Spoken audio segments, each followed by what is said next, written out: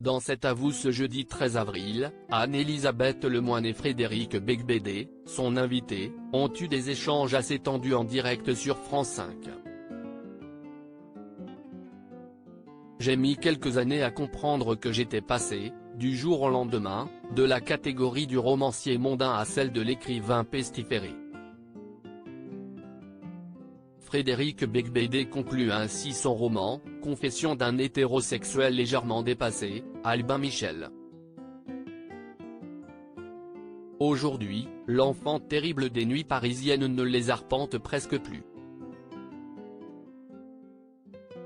Il vit dans le sud-ouest avec sa femme et ses enfants. Il aurait arrêté la cocaïne, et il a même fait une retraite, d'1 semaine, dans un monastère, et un stage dans l'armée. Mais l'auteur né n'a jamais fini avec la provocation. Comme il l'a confié à France Inter, Frédéric Becbédé ose même se prétendre victime d'être un mâle blanc hétérosexuel à l'heure du féminisme radical et de #métaux. De ce désir envahissant que tous les hommes ressentent pour les femmes, selon lui. Invité de cet avoue ce jeudi 13 avril, l'écrivain s'est un peu écharpé avec Anne-Elisabeth Lemoine. Frédéric Becbédé évoquait des ennuis de santé, un diabète survenu après un traumatisme, selon lui, et son espérance de vie qui a diminué de 11 ans. Patrick Cohen a fait référence à un précédent ouvrage de l'invité, Une vie sans fin. Je me fais gronder comme si j'avais 8 ans. Ce dernier s'est alors félicité d'avoir enfin un lecteur. Avant de lancer une pique à la présentatrice, Anne-Elisabeth me dit hors antenne qu'elle a adoré mon livre mais elle le dit moins à l'antenne, si est-il bizarre. L'animatrice s'explique, j'ai dit que j'avais aimé votre livre, il y a beaucoup de choses et beaucoup de choses qui me convainquaient mais que je trouvais que vous faisiez tout pour qu'on vous déteste et que vous faisiez tout pour être inaudible, pour agacer. Vous êtes vraiment un sale gosse, a-t-elle lâché. Frédéric Becbédé a répliqué, si est-il vrai mais si est-il depuis toujours et si est-il bizarre maintenant quand je vais dans des émissions je me fais gronder comme si j'avais 8 ans. Mais parce qu'il y a des raisons de vous gronder, sérieusement, assène alors Babette Lemoine.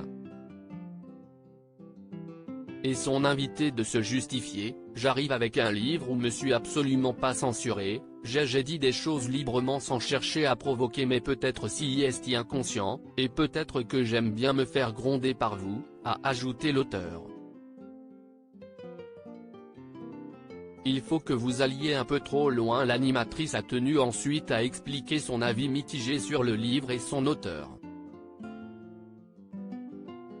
Il y a de la provocation à chaque page, il y a de l'intelligence, il y a de l'humour, on voit bien que vous êtes sincère, on comprend ce que vous voulez nous expliquer, on comprend que vous aimez les femmes, on comprend que vous dénoncez les violences sexistes et sexuelles, mais il faut que vous alliez un peu trop loin, on a envie de dire non, reste avec nous du côté de la raison.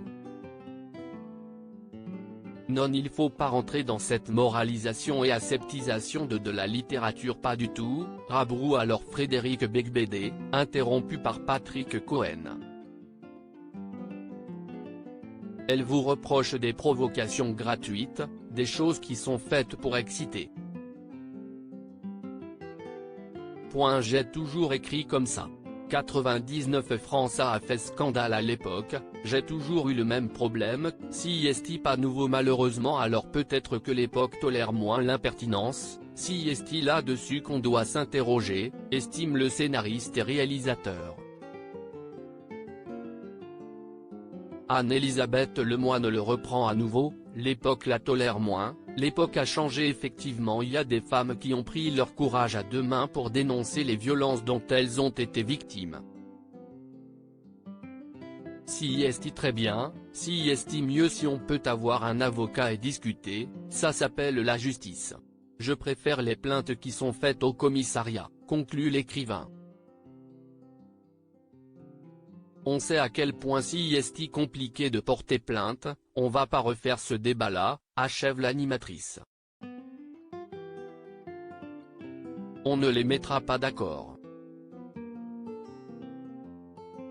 À lire aussi que celui qui n'a jamais péché, Frédéric Beigbeder revient sur l'affaire Pierre Palmade et refuse d'enfoncer l'humoriste.